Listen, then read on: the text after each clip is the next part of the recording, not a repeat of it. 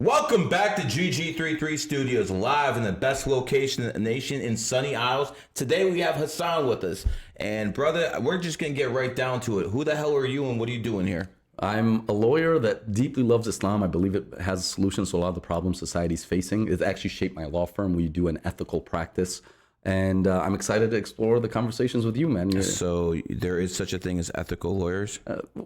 On rare occasion. Okay. So you're in the minority. I'm in the minority. I got you. I think so. So Hassan, the reason you're here is we're going to discuss Islam, but this is not going to be the typical conversation where, yo, I'm an atheist and you have to prove God exists. No, we're not going to do that because I believe there's a higher power. So we're not going that route. Amen. I'm also not going the route where it says we are all gods and I just have to do something to power up all my chakras and then I will be a god. We're not going there either. Good. That would be a subject for another day with people with much lower intelligence. You know, you got to throw some shade at people. Sure. Always got to throw that shade. Sure. But what I do want to discuss with you is this almighty, by the way, I admit I am nothing. I admit God is all powerful. Is this almighty benevolent? That's what I want to discuss. And we'll get into a lot of other things, but what would you say, just for a quick argument, and we'll go back to this at the very end, how would you look at all the suffering that goes on in this world, from hunger to theft to rape to pedophilia, and say God is benevolent? Maybe he's just neutral. No, I definitely believe God is benevolent. The only way we can come to know God, we can come to know that he exists through our rational mind, through our intellect, through thinking. But to actually know how God is, that's where we have to turn to his revelation. I don't believe that there's an all-powerful creator that created us and left us without revelation, without a way to know him, without a way to connect with him. And when you study the holy text, the Quran is the only book that claims to be from God that was never changed in all of history. You believe a illiterate man who was 40 years old, and I could get the age wrong, wrote the Quran? Well, I don't believe he wrote the Quran, no, because he was illiterate. He was 40 years old, known to have never said a lie, known to be a man of principle and integrity, and he could not read or write. And yet he gave humanity, which we believe it was revealed to him from God, the most eloquent moral code for all humanity to live by. I don't believe he could have written it. I believe that I believe in the law of the code. We've talked about this. Correct. We'll go into this further. But what I don't really believe is in fairy tales. How does an illiterate man write the most, so again, because it's from God. That's the point. He couldn't have done it. There's no way Muhammad could have written the Quran. I don't believe he wrote the Quran. And the thing is, I know half the Quran by heart. When I studied it from my teacher, studied from his teacher, studied from his teacher, from the Prophet Muhammad in an unbroken chain. So I know it's true. I got friends in Africa, in Kenya, in Gambia. They know the Quran by heart. They all have their own independent chain of transmission going back to the Prophet with the same message. It's too powerful. It's too eloquent. It's too factual. That could just mean it's really good propaganda, and the propaganda spread a long, long way. Well, listen. I mean, hold on a second. LGBT was founded in New York and went to San Francisco. Now it's all over the world, including in some Muslim areas. Right. So again, if your definition that spread all over the world, then we could say the same thing about LGBT. But that it was preserved and unchanged. And what is the message? The message is that there is one God, and that you cannot come close to God if you don't honor his creation, if you don't treat his creation with mercy, with justice, with morality, with ethics, if you don't preserve the family, if you don't stand up for justice. That it's a beautiful universal message. I agree with everything he says. So just so people understand, I'm not a liberal debating that. Sure. I agree with everything he says. We're getting to the root issue. And it's very simple. Now you bring up the problem of evil. I mean, the issue of evil, Islam doesn't have a problem with evil. God says, I gave you a choice. I tested you with the choice. Me doing good is only valuable if I have the potential and the ability to do bad. And some people will choose to do bad, and some people will choose to do good. Free will. And there will be suffering. But guess what? The suffering of this world is inconsequential compared to the eternity of the hereafter. Any number. Is there proof? Well, you're the numbers guy, right? Hold on. Is there proof for what you're saying, though? Or is that just faith? Look, at the end, faith is what gives weight to our worship. But I believe it's rationally grounded faith. I believe it's the most logical conclusion when you consider all the other alternatives. Okay. I mean, faith is the one thing you can't argue.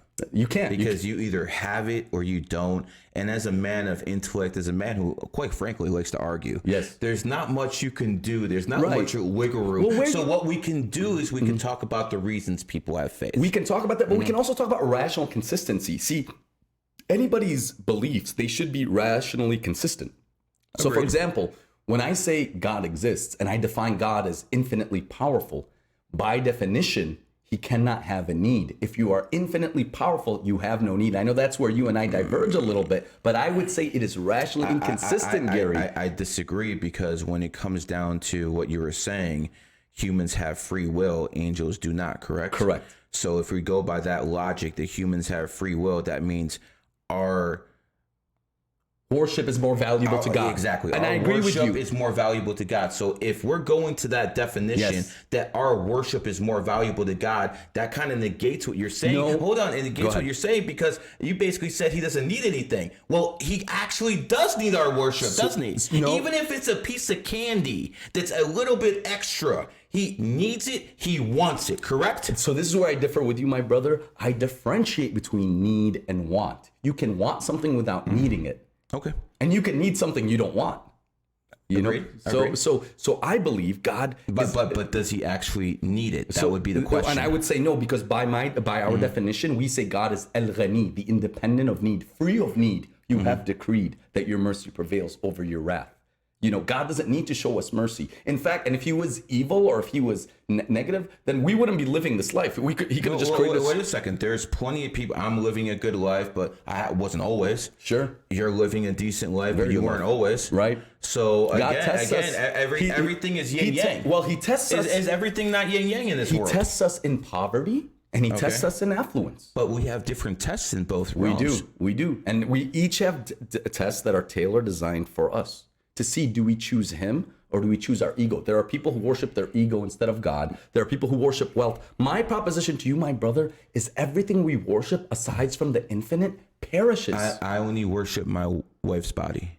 God bless you. I mean, that's a different kind of worship. Maybe a kind we support. So I'm just saying, is that allowed by Islam? Listen, hold on. Is that allowed by Islam? I mean, we're using the term worship loosely, but let me just get into it. In the Islamic tradition, when you make love to your wife, that is an act of worship. You may be getting more blessings when you are intimate with your wife than when you're going to pray in the mosque. Believe it or not. Why? Because you're showing love, you're showing affection, Can you repeat that one more time for the people listening? In Islam, being intimate with your spouse is an act of worship. It can often be more blessings, more rewarding than even worshiping God alone in the mosque, because your worship just benefits you. But when you're being intimate with your spouse, you're strengthening the family bonds. Family's everything. It's the basis for society. And that's why a lot of these movements, especially in this month of June, are so satanic and destructive. Sorry, I'll say it. I know you don't fear anyone but God, I think, in this. You know, it aims to destroy the family. I think if you keep promoting that and get a couple ad programs to promote what you just said, you might convert more people to Islam than Andrew Tate. Well, I think by saying that, brother. Yeah, well, I think that's why that's helped him become Muslim. That's why a lot of people are flocking Islam. They want a moral grounding. They realize that hedonistic lifestyle brings no pleasure in the long term. And in the end, what do you accomplish? See, we live this life where we think I can be happy if I have A, B, and C, maybe a lot of wealth, the nicest car, the nicest house. But the reality is most people struggle their whole life to get that, and many don't. And even when you do, then you got to maintain it, and you start losing. Eventually, you lose your own health. Eventually, everything perishes. The life to hereafter, that's the only eternal life. So we focus on what is to come next. But that's another thing we disagree on. You don't believe in reincarnation. No, we don't. We believe you got one test, and you're going to be graded at the end of that examination. So I would challenge that by saying, based off numerology, there's people who are ones, people who are threes, people who are fours, and all those people have to have different challenges in life. You, my friend, are born on the 5th, correct? Correct. Have you traveled quite a bit in life? I travel a lot, bro. More than I'm home. So that is basically a quality of the 5th. People who are born on the 5th, they do a lot of traveling. So for me, I believe that every life path basically offers a clue into what our soul's basic destiny needs to be in this lifetime, because it makes more sense to me that as a soul evolves, it has to go through different missions. Just as you grow in the soul in this reincarnation, you go through different steps. I also believe that happens in the numerology and astrology is like kind of the landscape that shows us, okay, one reincarnation, learn these lessons. Next reincarnation, learn these lessons. And baby, like I'm saying, the 5 hit you right away, right? It makes sense to you that you have to travel, right? Because that's what you said. So again, to me, it would make sense that reincarnation actually does exist, and you have to go through the life lessons of what all these numbers within this matrix and this virtual reality would mean. Right. Tell me why that would be inconsistent with Islam. With our tradition, we do believe we have a soul. We all witnessed God's greatness before we came down to earth. That's why most people, Is there proof of that? Well, even self-proclaimed atheists, a lot of it, when times get tough, when they're out in sea about to drown, they're praying. They're crying out to God. You see this happen again and again. Does that prove that I think it's only the people that need something to start being believers? I think it's consistent. I think we are pre-programmed to believe in God. I think we're pre-programmed to believe in a higher being. So what's going on right now? And that's consistent. Well, people are rebelling against their pure nature. They've corrupted in the Aquarius age, people are rebelling. That's what they do. They've corrupted. Look, there are secrets in this universe. There's programming. There's codes. And I don't think we'll ever fully understand it to a depth. Maybe we've untapped some of it. God knows best. But there's many secrets out there. Ultimately, though, I think what we are consistent with is the fact that death is inevitable. Death and taxes, right? Death and taxes, and death even more so. And so our belief is you have to work for that which lasts beyond your life. And that An is emotional woman, right? And a beautiful, righteous, supportive woman that doesn't need great He's hair. obviously smarter than me, man. Touche, brother, touche. My brother. Before we go into more places that we differ, let's talk about some of the things that we actually agree on. I agree that people should not drink alcohol. Yes. Okay. I don't do it because the Quran says it. I do it because I believe people are weak under the influence of alcohol. I believe there's a lot of negative effects. I also believe that people can be possessed. Yes. When they have alcohol. Yes. I believe The spirit. That's why they call it the spirit, right? Spirit, because and I've seen the demon come out in people when they drink too much. It makes sense that when people lose control of their own body, maybe some negative forces around them take over. The jinn just take over, brother. A lot of times I talk to people and the worst decisions they made, whether it be a woman who opened her legs to the wrong person, had a baby, ruined her freaking life, or a man who basically got in a car accident because he was being stupid and drunk. Maybe I've seen a lot of bad decisions come from alcohol. So I came to the same conclusion from my place and my perspective as you did when it comes to alcohol. Second, I am born in the year of the snake in Chinese astrology. To me, my enemy is the year of the pig. What that basically means is, guess what? I shouldn't eat any bacon. Wow. I shouldn't eat any pork. I shouldn't eat any ham. This is 20 years of research. So again, my perspective aligns with yours when it comes to this. So I'm also a family man, wife, kids, all that good stuff. I am out here promoting living that type of lifestyle, and I do have a little bit of influence out here in the world. Okay? So my question to you would be, I don't worship anything. I quite frankly, just because something is almighty and has all power around it does not mean it's deserving of my worship. Okay? It is my free will. Right. It is my right to actually give it or withhold it. I believe when you pray to a God, you actually give it your energy. Do you agree? So listen, Just no on that one. not that you give it, and God doesn't need, but He wants. Okay, he wants you to be grateful. So if he wants you to be grateful, there's some kind of energy transfer there. I know, because look, God is perfection. He's complete. You can't add to God. If he doesn't want something, he doesn't need, but he wants something. He wants. But okay, if he wants something, even if it's love, there's some kind of frequency that love exists within this energy. He wants to have that love with us. He wants to have that love with us for our own benefit. Though we're the ones that benefit through it. That is something we can discuss. And I am basically trying to find out with you, we in alignment, that our love, when we worship, there's something that we release, some kind of energy. We're offering God something. Okay, so that He's appreciating. There's some kind of energy that comes from us. Right. But I will say it does not increase God's kingdom at all. There's a tradition of the Prophet Muhammad when he said, peace be upon him, that if all of you worship God in the best of ways, it would not increase his kingdom one iota. And if all of you rebelled against God in the worst of ways, it would not decrease his kingdom in one iota. That doesn't make sense to me. Well, because it does, because God is infinite. How can you add to infinity? You can't. Well, Rationally, you can't. When I look at mathematics, I look at 1/3 when it's taken into a fraction is 0.333. Sure. It goes on forever. Sure. So it's infinite. It goes on forever, but the process had to start somewhere. The frequency had to start For us, somewhere. God is the beginning and the end. He's timeless. He created time. We're still trying to contextualize God. But he says he wants people to worship him. He does. I agree with you. And he is jealous if people don't worship him. Correct. So isn't jealous some kind of emotion with some kind of energetic It's not bond? in the way we can understand it because we are so confined within the physical realm. Let's try the best way we can, brother. The best we can. Look, in our philosophy, it's God loves for us to have a relationship with him. He loves that. He cherishes it. He values it. I don't disagree with that. But the Quran also mentions he could destroy us all and it wouldn't harm him the least. I don't. And he has. I mean, you look at Sodom and Gomorrah when they were celebrating their indecent ways. We'll get into that. We'll get into that. Let's stick on this for a second before we start having attack pieces. Okay. Let's save that for later. Let's save that for later, man. Sure. We are both in agreement that this entity called God, what I would call the prime creator, wants us to worship him. The only thing we're in disagreement in is that he actually gets something out of Whether he this. gets something. For me, it all focuses on gratitude. In the Islamic tradition, the essence of worship is just to be grateful to God. Do you have kids? I do. I got 4 beautiful kids. Do you have your kids wake up every day and worship you? No. No, I don't either. But if they never... So my question is, they respect you. They respect me, yes. I respect God. Sure. I don't ask my kids to worship me. I ask them to respect me. Why do I have to, as a person of free will, not just do all the tenets that he asks me?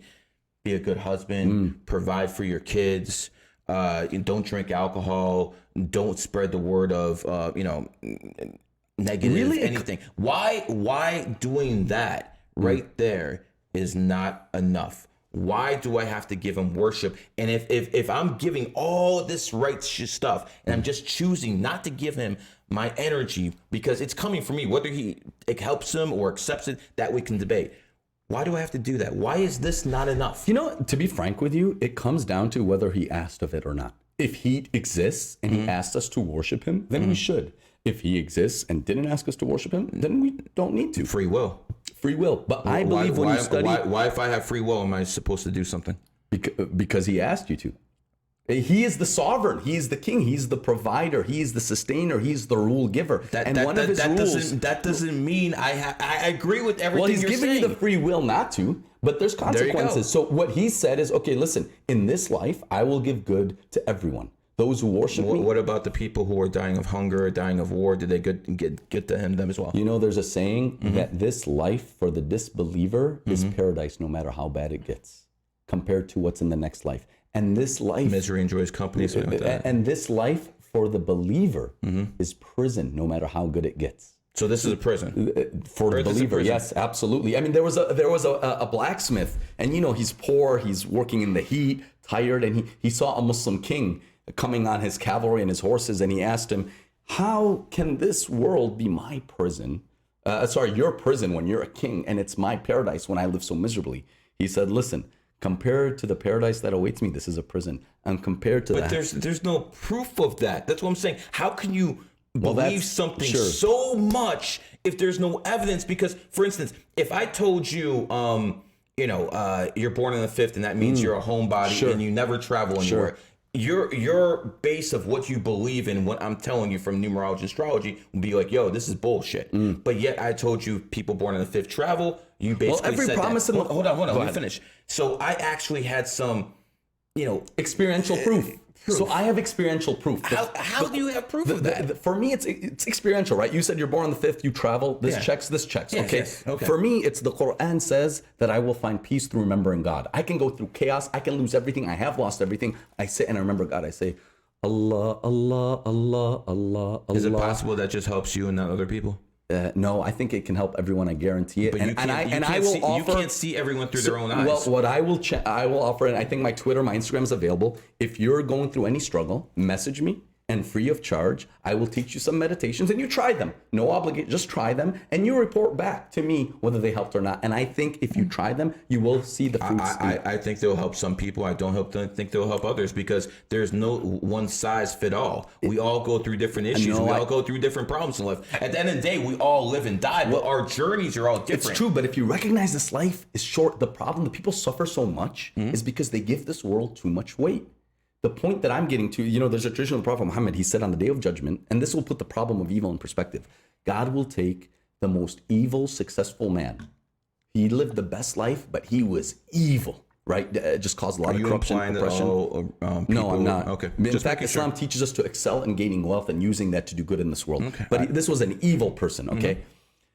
He will dip him into hellfire for 1 second, and he will say, did you ever enjoy your life? And the person will say, no, God, I've never enjoyed anything in this world, because the eternity is so great compared to the temporary nature of this world. Then he will take the most miserable righteous man who suffered the most in this world, will put him in eternal paradise for a moment, and then ask him, did you ever suffer? He'll say, no, I never suffered. This life is inconsequential. A lot of atheists, when I engage with them, I realize their problem is they give this world too much importance. What is the point of this life? To worship God?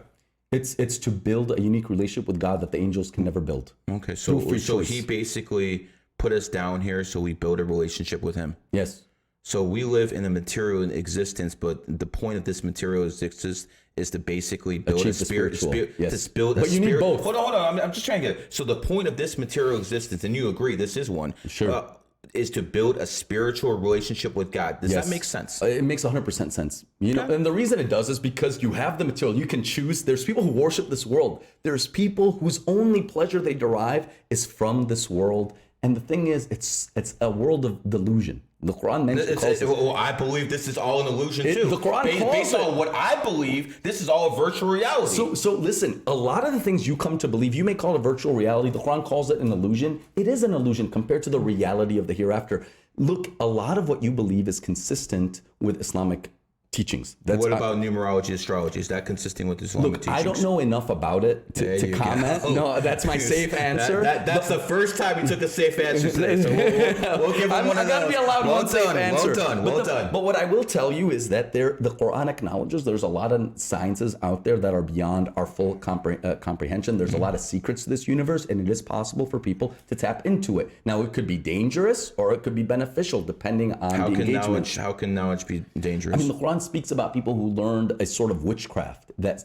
destroys families, turns people apart from each other. LGBT? Very certainly possible. Okay. You know what I'm saying? So there is harmful knowledge, and we seek protection from knowledge. I think holding your ankles is very harmful knowledge. One of the things we have in Islam, it's called maqasid al-sharia, the goals of Sharia, which is what Islam seeks to protect, and that is protection. And I think many of us watching this would agree. Islam seeks to protect religion, life, intellect, honor, and lineage. I don't think everyone would agree with that. Many people would. Okay. And maybe they may disagree with the religion one, but on the others, you would agree we should protect life, we should protect wealth, we should protect honor. So is Islam consistent with capitalism or communism? No, definitely on the capitalist side. Absolutely on the capitalist side. Why is interest forbidden then? Because in interest, one party is not sharing equally in the risk. Islam says we should do partnership in business. It doesn't want people just to hoard wealth and then lend it out where they have a guaranteed return. How is that not communism? Because communism is a collective. We don't have That's what you just said. You said the people have to share in the wealth. No. You just said that. So let me clarify that. When I say share, I mean invest. So me and you want to start a venture, we should come in, equal stakes or whatever. I own 10%. If the business 10x's, I should get 10x. I shouldn't just get 10%. I should get 10x my investment. But if the business goes down to 90%, I should also lose 90%. We should all have an equal stake. We should share in the risk. But there's people who are like, for instance, banks. Sure. And they're in the business of loaning money. Sure. Why should they share in the risk if that's their business? People come to them seeking capital so they can get a business. Why should the bank share in the risk if that business venture fails? To avoid what we saw. So the reason the 2007, 2008 market crash happened is because of the lending practices. What Islam says, you could still get a loan from the bank, but the bank is a partner in the house. And you're buying. It's all about having a product and not just trading money for money. 2007, 2008 housing crisis was given out because they started giving people who couldn't afford Loans who defaulted. and that was basically done based off liberal democratic policies, based off giving people who are so-called minorities those loans. So I could say that is bad capitalism. Well, I would say it bad also socialism that happened that led to that. So I would push back on that one. Look, the whole concept with Islam is, look, if you're in a closed economy, right? Money cannot make money without there being a third item, a product. Islam says there should be a product involved in all financial transactions. Because if we just live in this room and I have $1 million and I give you $1 million, but you got to pay me back $1,100,000, where's that 100,000 going to come from? There has to be That's the risk you take by taking that. There has to be some risk. So what we're saying is we should share in the risk. If you take this money and it goes great. What if they don't want to share in the risk?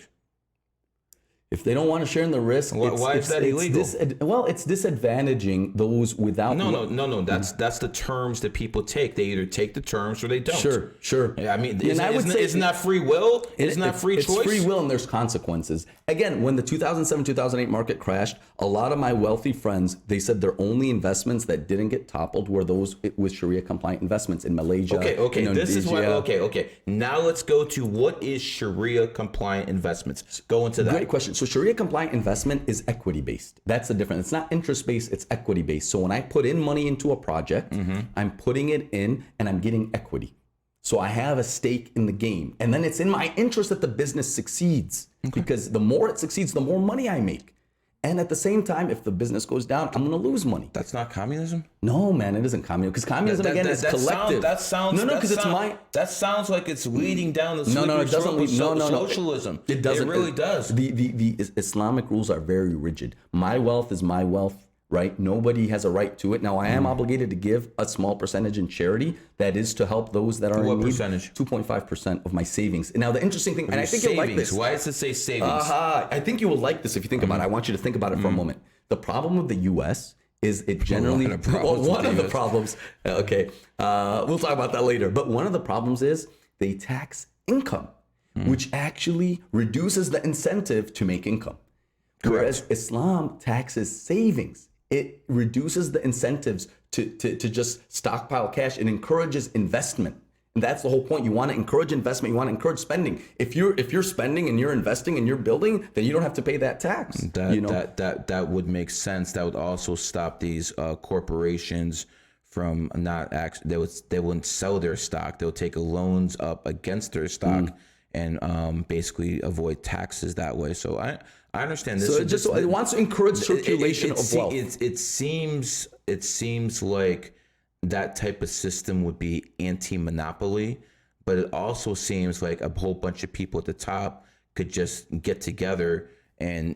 The Quran actually warns against that. It warns against that. So it's like a double-edged sword. It seems on the surface that's against monopoly, but if it's nothing but rich people getting involved, then they actually control the monopoly against controlling monopolies. Well, the thing is, but again, that's why the interest is prohibited. The idea is when these wealthy people have money, they shouldn't just lend it out like that. They should get involved with people in business partnerships. Find somebody who has the skill set, has the knowledge, invest with them, give them equity, grow together, and let's society as a whole rise. There were times in the Ottoman Empire, there were times in the Islamic Empire where people would travel from city to city looking where they could give out charity. They couldn't find anyone to accept it. Because of the Islamic economic system, everybody prospered, and it wasn't prospering in collective wealth. Let me get to my caveat. It wasn't a collective wealth; it was individual wealth that they owned, that they controlled, because they were doing business together. And people talk about this. You could either try to invest by yourself, or you can bring. You know what that sounds like? What?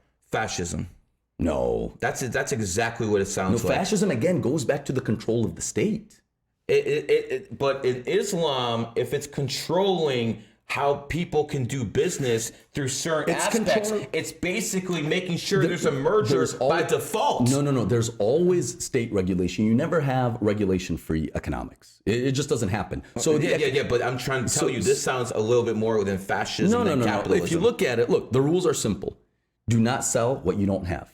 Don't do options and all this. Fine. Don't sell what you don't have.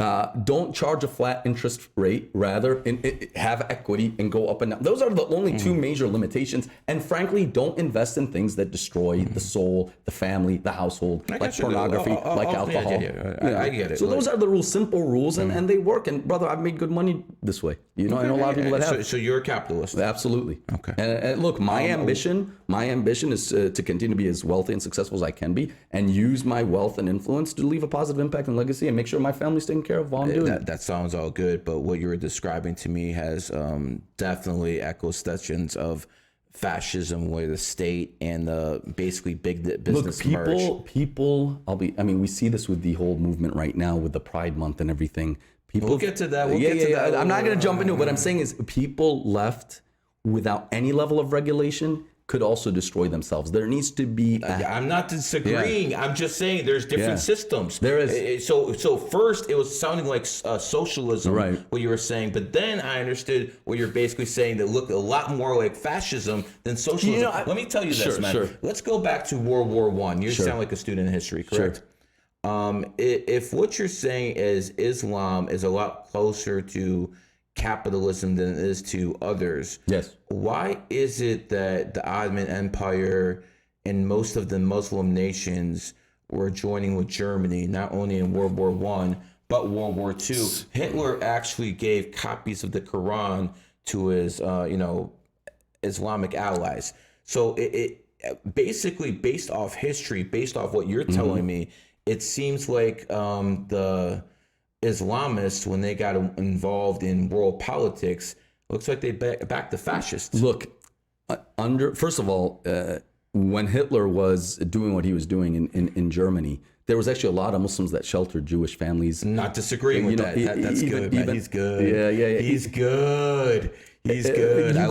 You go back to when Spain, with Ferdinand, was persecuting the Jews and the Muslims. The Ottomans sent ships. And they welcome. I'm not disagreeing. Yeah, I know you don't, but okay. I want to educate some of your viewers. I got that. So we're just talking about that specific. So that specific. By the way, this is much more current, modern world history we're talking about. Well, so I will say, let's address that. So one. to get into this, but the reason I share this, a lot of viewers don't know. I mean, some people have this because the media's brainwashed people. They think Muslims hate you, and you're Jewish, and you're my brother. Yeah, okay. We're exactly. Good, we're not killing each other. We'll see how intense the debate goes. But no, I'm joking. But in reality, again, people are brainwashed. That's why I like to bring up these facts. Now, when it comes to the fall of the Ottoman Empire, I believe the problem at that time was they lost their own soul. They lost themselves. They misaligned. They made a lot of disastrous decisions. Well, of course they misaligned. They were revolution. And I think if you visit Istanbul, I want to encourage you to visit Istanbul. I love Istanbul because it brings the old and the new together, the East and the West. It's a crazy experience. We'll talk about that off the camera. Anyways, the point is, my brother, if you visit Istanbul, you go to the old palace, the Topkapi Palace, where the caliphate was based out of. And it's a beautiful palace in nature on top of the mountain spread out. And it brings soul, heart, spirituality, science, took it by force from the Christians. Constantinople. Yes. Yeah, we'll talk about that later afterwards. Hey, and we're proud of it. Anyway, we'll talk about that. Actually, from the Byzantine Empire, from the Byzantines. If we want to be honest. But by the way, I believe that, what was the Grand Vizier, not the Grand Vizier, but the guy above the Grand Vizier. The Sultan. What was the Sultan that took the name? Muhammad? Fatih Sultan Muhammad. Okay, he was the one who took He was prophesied by Prophet Muhammad, by the way. Here's the amazing... But he's the one who took Constantinople, right? He is. I have studied that man. He was in power when he was young. Then they took his father. And then he gave it back to the father. Now, I looked at this man. I got to say, if there was a Julius Caesar from an Islamic standpoint, that was him, wasn't it? He was an incredible leader, and I will tell you the story. Go back 1,400 years. The Prophet Muhammad, peace be upon him, is in Medina. There's a 10,000-man strong army surrounding their city. They are digging a trench, and they found a rock, and nobody could break this rock. So he took an axe or whatever you call it, and he hit it, and a light shone. And he said, Allahu Akbar, God is great. And what did he say? He said, you will conquer Constantinople. It will happen. I know the story. And it will be the best of leaders and the best of armies. He prophesied it. How many people failed before him, including his father? Many. I don't know the numbers. 17, but yeah, 18, it was miraculous. And he was smart enough to take the ships across land. Yes. Because they had this little mount, but it had like a steel thing. You could never get past it. So they actually carried the ships 15 miles inland, and they finally defeated them. And again, that's a sad day for Christians, but I gotta admit, man, and that guy from I can't even pronounce his name. What's his name again? So Fatah Sultan Muhammad. I just texted the information, and look him up. Right. In my opinion, one of the greatest leaders in world history. One of the movies that shaped me growing up and that I love the most. It's actually a cartoon. And it's available on YouTube. It's in the name of the Sultan. I just texted the name if they want to put it on the screen. Fatah Sultan Muhammad. I encourage your viewers to watch it. It's an incredible story of how Constantinople was conquered. Obviously, it's Muslim propaganda, but it's beautiful and it's inspiring. It's an inspiring story. I found it just so interesting that it finally fell to him because he was smarter, not because the cannons worked, not because all his secret weapons worked, but because he outsmarted everybody. He took the ships inland, carried them 15 miles. It never even thought to anyone to do that before. And he was driven by faith. It wasn't faith alone. Thing for some exactly. People. It wasn't faith alone. It wasn't just not everyone needs it. He wasn't. You don't need it to succeed in this life. No, I don't believe you need faith to succeed in this life. I do believe it makes you happier. I know that's debatable. How do you measure happiness? And I told people I'm happy to help them on that journey. But you don't. In fact, one of the great Muslim scholars. Do you think one size fits all for everybody? I believe there's some universals. We all need water, right? Okay. We all need to eat. There's some universals. But personality is not universal. No, personalities are different. And even temperament logic is universal, but the way people perform their opinions based on perception and reality is not. So when you say things like a blank statement, this covers everyone, that's almost never true. One of the greatest Muslim scholars, I think this is something you'd agree with, Ash-Shatibi, he said, God will give victory and success to a disbelieving nation that upholds justice. And he will not give victory and success to a believing nation that is unjust, because you need justice to survive in this world, not faith. Is justice provided by Islamic courts? In true Islamic courts, I believe so, absolutely. What are true Islamic courts? I think those that we saw under the Ottoman Empire earlier on, and for hundreds and hundreds of years under Islamic Empire, at the very end of the empire was very, very corrupt. Oh, that takes me back to the point. So if you visit the Topkapi Palace, you see it was a beautiful spiritual place. Yes. Then the Ottomans, in the last 100 years, they moved into Dolmabahce Palace. The Dolmabahce Palace was a copy of Europe, right? It was just opulence. It was materialism absent the spiritual. I believe in balance, and Islam preaches balance. If you go on one side or the other too much, you lose the weight. It's interesting you believe in balance, but when it comes down to, when I talk about balance about God, that he's not so benevolent, he has to be balanced. You push back on that. You push back on that. Isn't it universal? Look, when it comes to God, we cannot forget. There's no consistencies? No. There is consistency, but he's intense in punishment. He has a wrath. He has a vengeance. Do we have one? Within our capacity. But what I want to finish with that point is, he has written in the Islamic tradition that his mercy prevails over his wrath. There was an entire Walking Dead episode with that title. And as a Muslim, that's crazy. Seeing a from Islamic theology to Walking Dead, I don't think anyone's ever seen that. Listen, I'm in America. I grew up in this country. I enjoy the entertainment.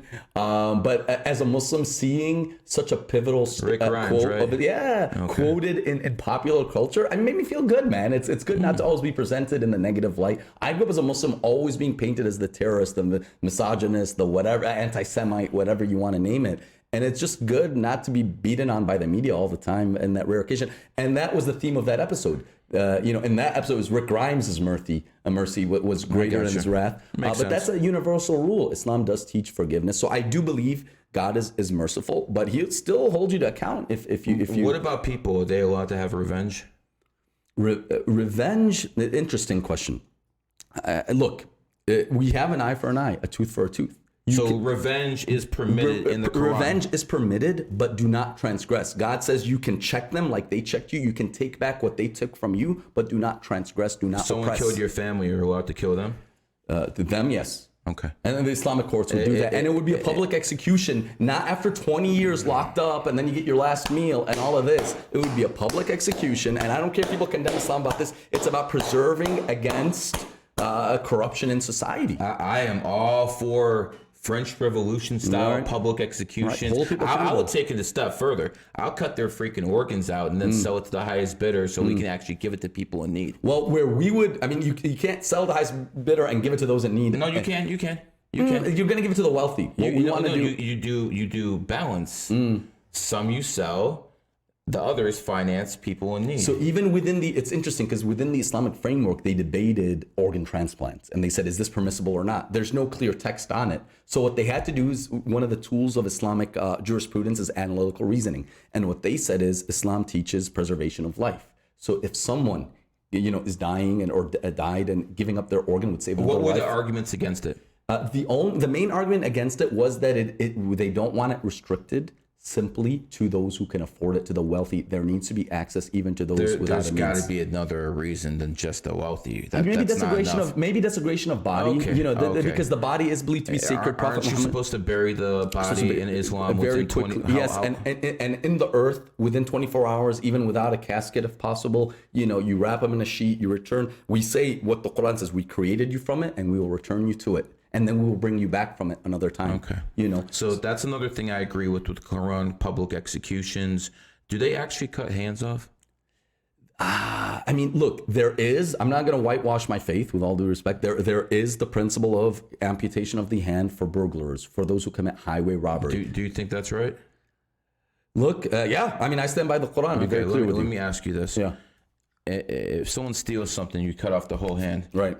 Why the fuck can't you just cut off a finger? Send a strong message. No, why can't you cut off a finger? Isn't that strong enough message? It was the whole hand that stole. I'm going to get blasted for this. But listen, here's the deal. Come on, man. You cut off a finger. You learned this lesson. See, that's a little bit harsh, man. Look, that's a little bit harsh. I mean, highway robbery is harsh. So let me be clear, though, on the restrictions. This was for bandits, for pirates. In other societies, actually punish them by execution, cutting off their heads, not their hands. Islam said, no, don't cut off their heads. Oh, merciful, I see.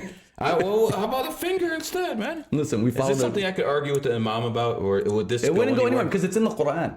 It's at to cut off the hand. It's in the Quran. Can't you interpret that as part of the hand?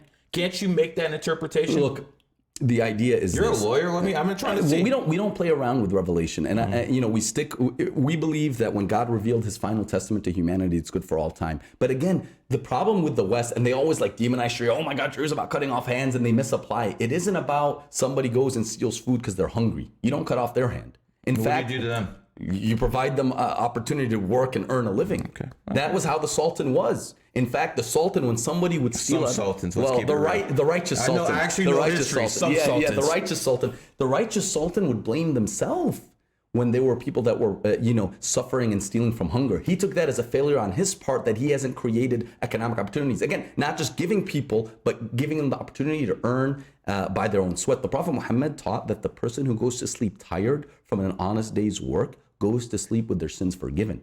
Once his companions saw. Does it depend what the sins are? I mean, so there's major sins. Those are not forgiven by hard murder, homosexuality, fornication, alcohol, things that can destroy society. Those are major sins. Having a drink is just as bad as holding your ankles to someone. Do you know why? Do you know why it's no. I'm not saying it's just as bad, but the issue is this. I've seen a lot of Muslims drink. I don't think that's as bad as them holding ankles. The issue with alcohol. Somebody asked him, "What's the worst, fornication, murder, or alcohol?" And he said alcohol. Why? Let me give you, but you got to follow the example. Don't take it too literal. Follow the example. He said because there was this one man. Talk your way out of this one, bro. Look, he said there was a man who drank and then fornicated while he was drunk and then got her pregnant and then he killed her to hide the pregnancy. So he ended up through one thing, he did all of them. We believe, as you were saying. You don't think that could happen to someone who doesn't drink? It can. But come on, man. But the idea, again, I'll push back on that example. You feel free, but tell me something. How many people die from DUIs every year? Okay, so don't drive. Well, that's the point. The point is it can lead to destruction of society. It can lead to a lot of harm. Alcohol breaks families. It leads to child abuse. It leads to domestic violence. I know you agree with me. But you're not going to convince me that drinking alcohol is worse than someone raping someone. No, I agree with you. Listen, to be candid, I do think those are worse sins. I didn't say they're equal. So you disagree with the Quran? No, it doesn't. The Quran doesn't say they're equal. I just said they're all major sins. One could be more major than the next, right? Is there a list of them in the Quran? Not necessarily in the Quran, but in the literature, yes. There's major sins and minor sins. What's the biggest sin? Associating partners with God. not, giving an equal to the creator. Hold on. Yes. Let's go there. Yes. So this is not actually not worshiping the creator. That's saying that someone is equal to the creator. Yes. What if I believe there's many gods, but there's only one prime creator? That is the way of a lot of the polytheists around the time of the Prophet Muhammad. They believed there was a great God in the heaven and many like semi-gods. Yes, that's what I believe. So is that inconsistent with the Quran? That is inconsistent, because he even said, listen, when you're out at sea and you're drowning, who do you call? The one in the heaven. When you need the one in heaven. So let go of the other ones. God doesn't have lieutenants? No, I got lieutenants. You got lieutenants. Yeah, but we're not God, brother, as you said. I understand that. God is free of need. He has no equal. There's nothing like him. So what does he have angels for? Angels are just to worship him. Just a small reflection of his greatness. Now listen, we believe... So he does have people on his team. Well, I mean, the whole universe is his. The whole universe is micromanaging everything? Look, you have to understand something. I got to push back, bro. No, I love it, bro. I love respect, man. Respect. I appreciate it. Listen. One of the things that opened my eyes was learning that for God, there's no such thing as big or small, because he's infinite. Big or small is only if you're one not person infinite. dies, a million people die, same thing. Well, in terms of management, now the Quran actually says if you kill one person, it's as if you've killed all humanity. And if you save a life, it's as if you've saved all humanity. What about an animal? To kill an animal needlessly is not good. But so if you kill it, you have to eat the meat. You just got to eat it. Use it. I'm all for it. Don't just waste. Don't shed blood. But hey, nothing wrong. Listen, God made animals for us to benefit from them. Horses to ride, cattle to eat. This is part of his perfect design. If you go to America and you get a hamburger, no problem. You go to India, the cow is holy. Yeah, and you will get beaten for pretty much same way as drawing a picture of the prophet. Sure, you're gonna get hurt. Sure. My question is, who are you to decide what animals are holy and who Thank isn't? you. So with us, again, we take everything back to the Quran. If the Quran is from God, then it makes sense we're following it. If it isn't, then we're wasting our time. Mm-hmm. I'll be very frank with you. But just through my personal experience, through my knowledge, I have zero doubt. I would die for the Quran. I genuinely have strong enough belief in the Quran. I have zero doubt that it's from other than God. And I love it. But it makes me a better person. What is it driving me to be? Zero? Sorry? Zero? Zero doubt. Not Zero. just 99. And I've tested it. Not 99.999999. No. Listen, growing up as an American Muslim and the sacrifices I've had to make for my faith. And just, you got to understand, growing up, I was always bullied. I was the underdog. I was like the only Muslim in school. I was called terrorist, Bin Laden. But stop. Yeah. Look at these debating skills that you actually picked up by being picked on, by being talked shit to. Look at the ways you're able to debate. You're able to articulate now because of what those people did to you. Well, and that's why we genuinely believe nothing bad happens to a believer. There's good in everything. Even me getting bullied and what I went through. But you getting bullied actually makes you a man. Exactly. Okay, so we're in agreement. But you actually committing sin, that might be a whole different ballgame. Even me sinning, and we all sin. And ain't nobody gonna come up and say they're perfect. We've all had moments of weakness. Teresa? She's definitely sinned, bro. Everybody sinned. All right. You think she cheated on her man? I don't know. I'm not getting into that, bro. I don't have time for that drama. But anyway, here's the thing. The scholars have said a sin that humbles you is better than a righteous deed that makes you arrogant. Sometimes you got to be humble so you can have compassion, empathy, and you can help people.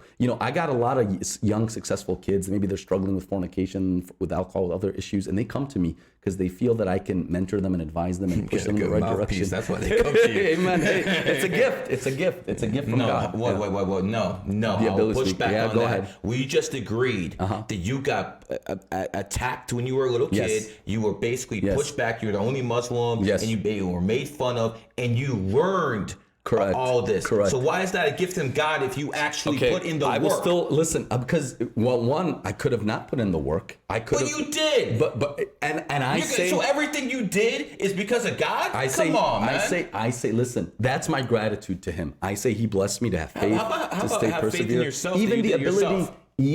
God helps those who help themselves. I'm with you. God doesn't just tell us to worship Him and not put in the effort. We got to put in the effort. So why are you thanking Him and not yourself? Listen, I am nothing. I could lose my ability to speak tomorrow. No one's debating that. But because of what you went through, I know. You accomplished what you did. It's not because of Him. It's because you accomplished that. My brother, He created. Did I bring myself into existence? I didn't. You created your kid, so everything your kid didn't. does is your accomplishment? No, listen. Everything your kid does is your accomplishment? No. You trained your kid, you gave him love, you tried to give him some morals, but what he accomplished is his accomplishments, not yours, correct? But, well, he's still... Gotcha. No. If my wife didn't conceive him, he wouldn't be here. And that's why in the Islamic tradition, children actually are always indebted to their parents. There was a man who carried his mother on pilgrimage from Iraq to Mecca on his back. And he asked a scholar, did I pay her back for what she's done for me? He said, you didn't pay her back for one moan of pain she gave while giving birth to you. So we are indebted. Islam is a religion of gratitude. We believe in a hierarchy of gratitude. And the Quran actually says, I command you to worship. Are men and women equal? Complementary, but they are different. Complementary. They're equal.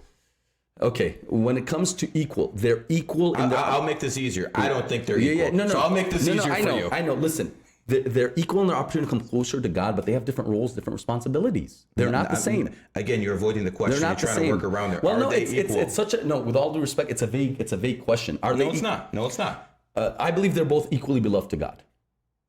Nice, safe answer. But, I mean, it's the truth. When it comes to society, but men are the the Quran says men are the maintainers and protectors of the women. Leaders? Yes.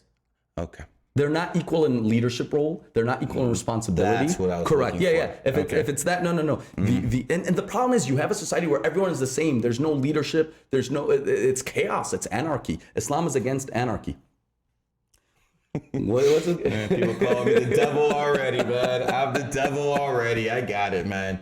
Listen, you're not the devil, brother. I'm loving this, and I'm grateful for your audience. I am far from the devil. If I was the devil, you guys would be in good shape. It wouldn't be bad, bro. I take you as a devil over the real one any day, brother. Any day. I'm definitely not a saint, but now let's talk about some of the stuff we have in agreement. Sure. It's the 6 months, 666. And it just so happens that Pride Month is June, the 6th month. Now, I believe homosexual men, some of the most vile things on this planet. They spread STDs.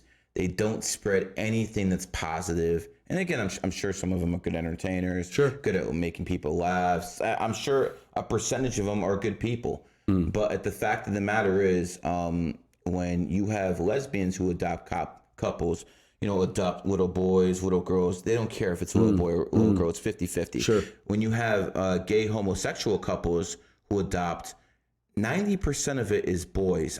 I got to tell you, brother, that math bothers me. Math really bothers me because I start thinking, wait a second, why are they so interested in having little boys around? Why are these LGBT so interested? When I was younger, I noticed they always wanted to get by the kids in the Boy Scouts.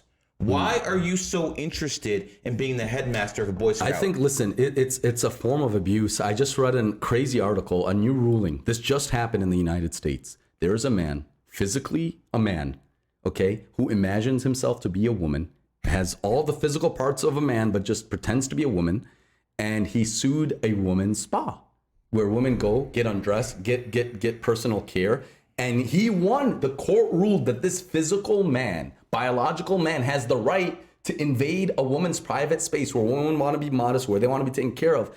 This is insanity. And what I think, look, Pride Month is extremely problematic. Is Islam the cure to that insanity? I believe it is. And it's the last religion remaining standing against it. You have churches now. You have churches that put the gay pride flag. Look, listen, inconsistent with the whole book. All you Christians out there who say, why do I promote Islam? I don't promote Islam. I'm not a Muslim. And all due respect, I'll never be a Muslim. Okay? You never know. Okay. Don't say never. No, I just said I'll see what I can do. It's not going to work, brother. Inshallah, it will. When it comes down to it, I'll never be a Muslim. I'll never be any religion. But I got to tell you, Christians out there, I see the LGBT George Floyding you. They're putting a knee on your fucking neck. They're fucking telling you what they're going to teach your kids. They even have a song where they say, we're coming for your children. Crazy. They have this song. Do you understand what brainwashing is? I can't respect the Christians in America. I can't respect them in Canada. I can't respect them in the EU. Maybe the ones in Russia, the ones in Ukraine, the ones in Romania that actually put up resistance to that crap. But you know what? I remember the LGBT trying to make a big fuss over the World Cup. Oh, I remember that when Qatar stood strong. And they tried to come to you, and they tried to enforce their values. And what did Islam do? So I'm sorry.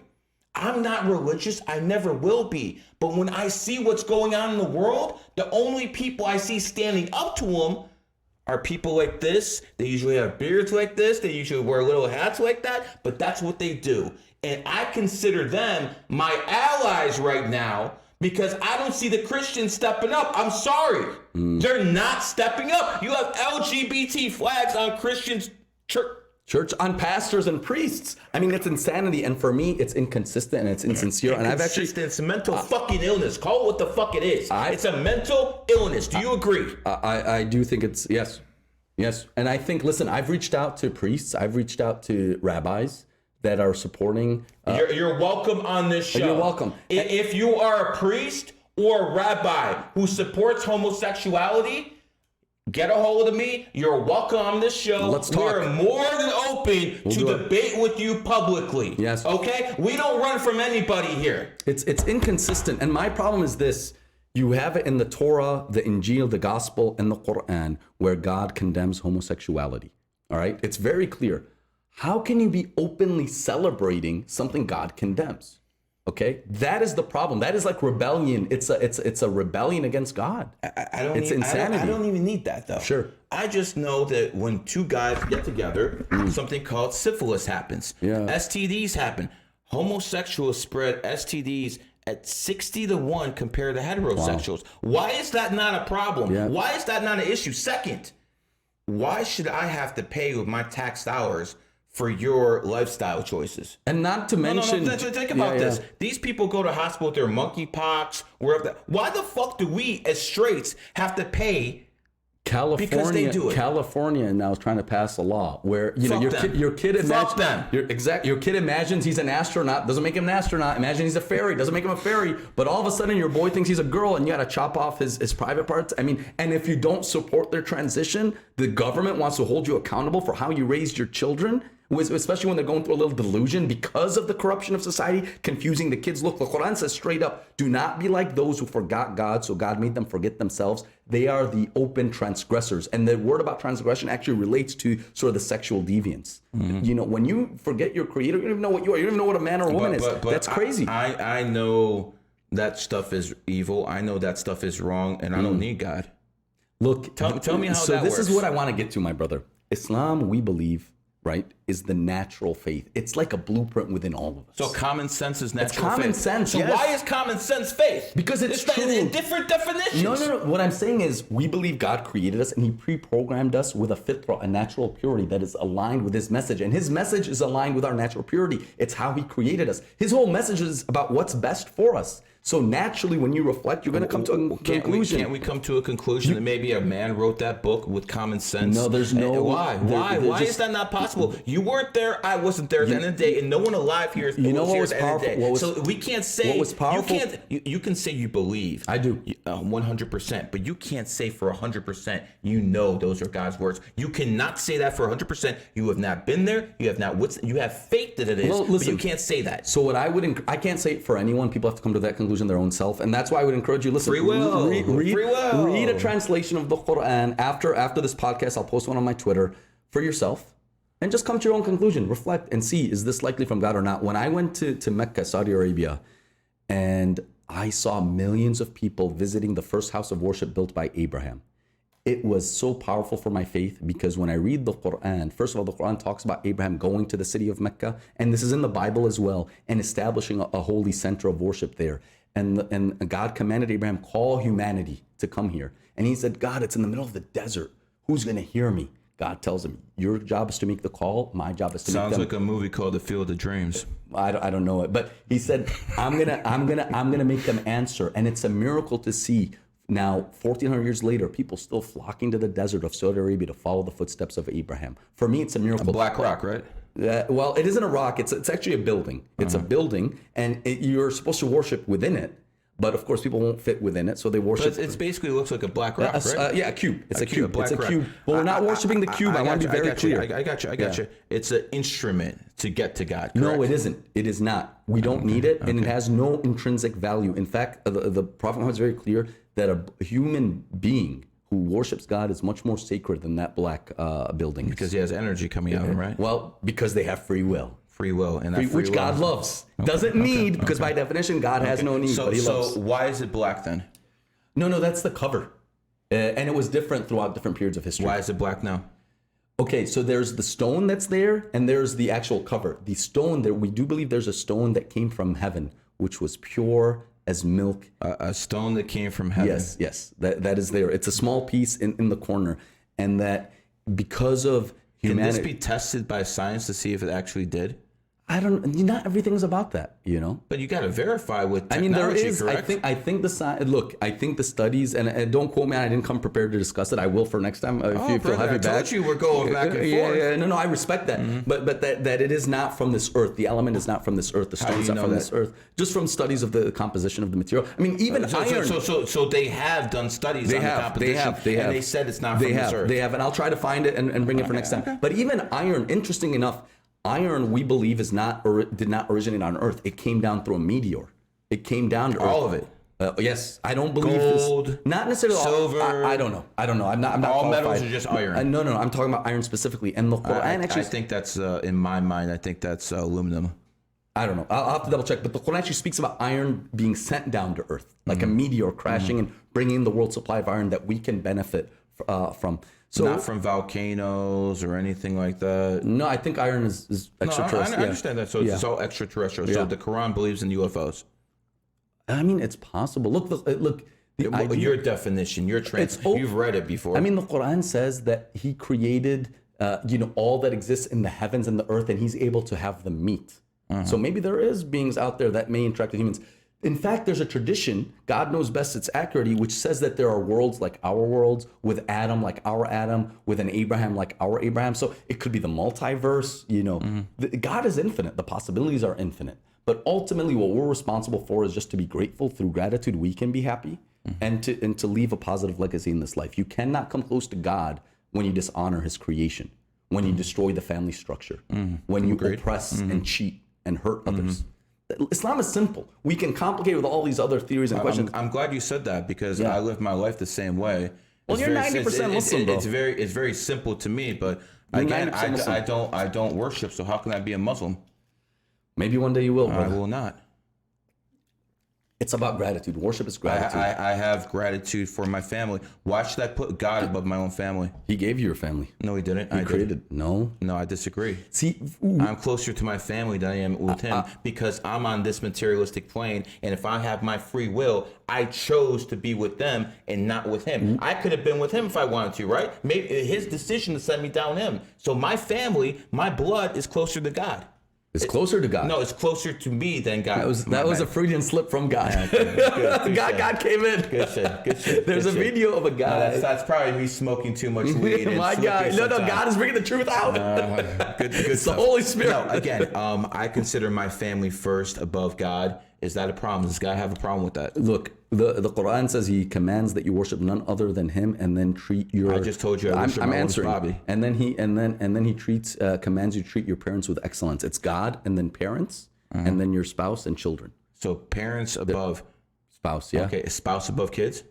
I would say yes because how are you going to disagree? You know why? I just had my wife here about 2 weeks ago, and I did a podcast with her, and we both agreed we didn't know what true love is because before we had a kid. Now I'm going to ask you again. There was conditions between you and your wife getting married, correct? Right. There's no conditions with your kids. So how do you put your wife again above your child? So let me just clarify something. Look, in the hierarchy of things, I'm not saying Islam says put your wife above your children. I'm not saying that. I'm just saying to have a healthy, just as a married man, to have a healthy household, you need to have a strong relationship with your wife. I'm not disagreeing. Because your kids will drive you nuts. You got a tag team to raise them. I'm not disagreeing, but I believe people don't know what true love is until they have a kid. Do you disagree with that? No, I agree with you. I mean, honestly, I'll tell you something. So it does not say that in Quran that you put your wife ahead of the kids. No, it doesn't say that. No, it doesn't. Your personal opinion? That was my personal, just practical tips. I think. We'll switch that one. Well, I will even tell you something. Look, I love my wife to death, but I know that the child that we share has strengthened our bond infinitely. We may not even be together if we didn't have a child together. Who knows? Because maybe it was one fight and we say, okay, we just call it quits. But the fact that we have a child, they bond us together, and I wouldn't trade her for the world. I agree. But I thank God for my child. I mean, I know you said you did it. You slept with your wife. She conceived. She gave birth. But see, here's the thing. I got married in 2004. I didn't have a kid till 2013. Wow. It's not like I didn't have sex until 2013. I didn't make sure my wife didn't take any birth control. That was just when God gave you? Okay. I just decided that, you know what, I'm not going to have a child until then. I decided I want a child born in a certain year to match my energy. Sure. I did that. I decided that. I decided when she was going to get pregnant. I decided when the C-section was coming. So hold on a second. I decided when that kid was coming out, when he was conceived, and I pulled out for about 8 straight years. I made sure I didn't slip. So if I slipped, that was God? No. That was me, and I decided when this child was coming out. Now, you can tell me that God's the reason we have souls and all that. Cool, I got it. My other issue is how many people have tried to have kids and never did? How many people didn't try to have kids and did? You know, the fact that your desire aligned with what God allowed to happen. Allowed. Yes. Allowed. Oh, yes. Yes. He very easily we have free will, but he still allowed that. He did because how come he allows people to be murderers and you're rapists? getting again because of the free will concept. The idea. Somebody asked, how can we? Because we do have something called. But he allowed them. Well, he allowed them that. He did, that. and they will be. So why would he not allow me to do something and allow someone to do something negative? Brother, this is the test of life. Some people are tested with kids. Some people are tested without kids. We will be questioned. And this is what faith is for. So when you don't have the definite answers, you start throwing stuff like this. Listen, I get it, brother. It's rational consistency, though. It's rational consistency. We all have different tests. You know, God could have made you sterile. You might have never had kids. There's people who have. What if my dad was alcoholic and that's why it happened? You know, or you weren't even born. I mean, look, I don't think our minds can fully comprehend the fine line between fate and destiny and our free will. You know, somebody asked the question. I don't even know if I can accurately. He's like, help me understand free will versus God's power and destiny. He said, listen, stand on one foot. Can you stand on one foot? He's like, yes. Okay, I'm standing on one foot. He's like, now stand on no feet. And he's like, I can't. He's like, that was your free will to stand on one. The fact that you couldn't stand without any is God's will. More like gravity. Here's my definition when someone says that. When you have free will and destiny, what is the difference? Destiny is the beginning and the end. The end is already destined. The beginning is already destined. You could say it's by God. Sure. You can say it by the way, but the beginning and the end is destined. The journey of how we get there, that's the free will, brother. Well, they already know where we're gonna die, where you're gonna die. Yes. That's already written. The free will is the journey. Well, we believe, in Islam, it actually teaches you can change your own destiny. That your ability to pray to God and ask Him will actually change what was written for you. Now, the counter to that sounds like some fallacy. No. I mean, look, in the Islamic tradition, we believe the first thing God created was the pen and the book, and He told it right. And it's interesting, programming, right? Right. Everything that will exist, everything that will happen, has already been written. Now, did God force it to be that way, or did God just know it? It sounds like common sense. For us, it is. We believe faith and common sense are heavily in tune. I think the main issue of our disagreement really is about gratitude to God. Do you owe everything to God? I would say by definition, no. God has no limits. Well, and that's why I say you're rationally flawed, my brother. I With disagree. love and respect. No, I know. I disagree because when it comes down to it, that means everything I did in my life has no meaning, no value. It does. It's just because of Him. I refuse to believe that. No, because He gives power to your effort. Look, there's a beautiful... I don't give power to my own effort. My own struggles. Like you said, you're over here preaching. You're over here spitting game. And you admitted this is because you were picked on when you were little. Right. You earned the fucking ability to fight back with that mouthpiece. Yet you're giving all the praise to Him, not the experiences you went to. No, and listen... That feels like false rationality to me. No. And look, I'm going to be rewarded for that. Like, I'm going to be rewarded. I believe I will. Yes, exactly. I believe I will. Faith. No, I believe I will be rewarded. I'm not taking zero credit from me. I do believe that I had a choice and of how I reacted. I could have responded to the bullying by selling. A lot of people did. Yeah, I could have responded by selling out. So is that God basically not giving them enough to do it? I believe God. I believe God looked in my heart and strengthened the good intention that I had. I believe whoever wants guidance, God will increase him in guidance. Whoever wants to go astray, God will let him go astray. God looks at what's within you and what you seek, and He will give you what you seek. وَأَنَّ لَيْسَ لِلْإِنسَانِ إِلَّا مَا سَعَى. Human being will only have what they work for. That's in the Quran. So that, and I think that's something you agree with. You will only get what you strive for. You get in what you put out. What you put out. That's what the Quran says. The Quran says that. That's in numerology too. The Quran says that. What goes around comes around. The Quran says that. But for me, like, to answer your question, look, one, I believe God facilitated for me to immigrate to America. I believe he gave me the ability to speak, to see, to hear. All of that enabled me to be eloquent. Not your mom and dad. No, they didn't, because how many kids are born without the ability to see, without the ability to hear? Maybe your mom and dad had good genes. God gave them those genes. Gotcha. You see, it's a circular argument that always goes the back. idea, no, it's not circular. It's rationally consistent, because we're defining God as the provider of all things. That's how we define God. The one who sustains everything and is sustained by nothing. He's independent. I would just say we owe him gratitude. Okay. That's the essence of Islam, gratitude to God. And my perception is that there's a bunch of gods. There's one Almighty. I believe the Almighty might be in a different realm. The gods that run this virtual reality that we're in, I do not believe they're good guys. So what happens if they... Okay, go ahead, and then I'm going to challenge you. I know, you should. I will. I believe that when it comes down to it, they feed off our prayers. Yeah. I believe maybe your main God doesn't, but there's entities on this planet. How do you define God? You need to define God for me. The top guy, the prime creator. That's so then the other ones are not God. No, they are. Because you just defined, brother. I got to call you out on this one. All right, you just defined God as the top guy. There can't be more than one top guy. I said there's many gods, but there's only one prime creator. I was very specific about that. Okay, so I don't believe God is the mighty. That's why we say Almighty God. It means many. When you say Almighty God, you're basically saying, oh, there's many gods. No, that's the interpretation I get. No, and I respect that. And I think those little gods that might be in charge of this realm, I think they feed off of fear. Yeah. I think they feed off emotion. I think they feed off things like that. Look, for my us, personal belief. No, I understand. So my faith into something like that. That's what I believe. And we will let the viewers go with what they believe is more rational. And that's the beautiful thing, man. God gave us all an intellect. We have to reflect. We have to think. We have to follow that which makes the most sense. But for us, we define God as the one who sustains everything and is sustained by nothing. That is my definition of God. So by my definition of God, he cannot need. By my definition of God, there cannot be other ones, because only one being. You shouldn't demand worship then. No, I disagree with you. I disagree. If he doesn't need it, he shouldn't demand it. Because why? That sounds like a really, really rich person who doesn't need any money saying, I need more and more. That sounds like greed to me, my friend. No. If you don't need anything, but you demand it, there might be an issue with that. Because that sure as hell ain't righteous thinking. That's not righteous thinking, by the way. No. Through my gratitude to God, through my worship of God, God took me from a place where I didn't want to live anymore. I lost everything to giving me everything 10x back.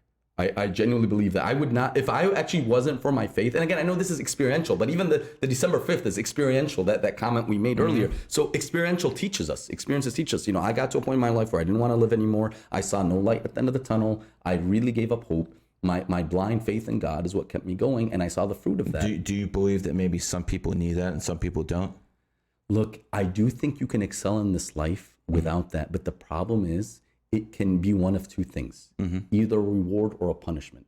Okay. The reward is you've done good. You've helped people. You've told them to obey God, to not have alcohol. So God is not unjust. He's going to reward you for that. So he will facilitate. I don't want his rewards. You're living it whether you want it. The fact that we're in this beautiful... I don't want... This is my hard work, bro. This is called capitalism and putting in the work. No. Look, when people doubted me, sounds crazy. All the good stuff. You're going to be rewarded. I said you're going to be rewarded for your hard work. This is the reward of your hard work. Yeah, this is called capitalism.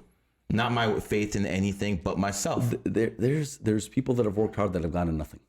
But maybe they're just not good at capitalism. And the other thing that I was going to say before, let me finish the point. Let me finish and then we'll argue it. But let me finish it.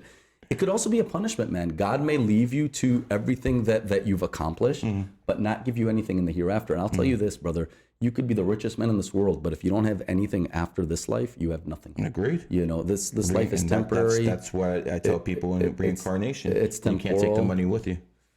Look, in the end, I got to ask you, what's your proof for it? For me, my proof is... Proof, deja vu. Sometimes you feel, people from past lives. Sometimes you feel connections. I believe the spirits interact. I believe you have memories from our spirits. Look at you just slipped. You just said previous and you caught yourself. No, previous. Okay, so let me explain. All right, hold on. I guess God's having you tell the truth now too. No. Let me tell you the previous. No, but let me clarify. Very funny. Let me clarify. The Islamic tradition believes that the souls, before coming to this earth, were in the world of souls where they interacted, where they met each other. That is why you meet someone for the first time, you feel like you've known them your whole life. And there's some people, you know them your whole life, but you can't stand them.